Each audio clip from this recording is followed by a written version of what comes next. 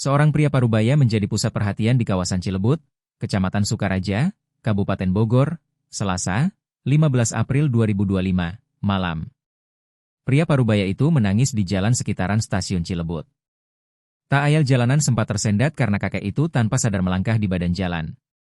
Warga yang melihat peristiwa tersebut langsung menghubungi petugas di nomor telepon 112. Betapa mengejutkan, saat menghampiri pria tersebut, petugas terkejut lantaran kakek yang menangis itu mengalami luka di bagian wajah. Setelah dilakukan pemeriksaan, pria parubaya itu diduga merupakan orang dengan gangguan jiwa, ODGJ.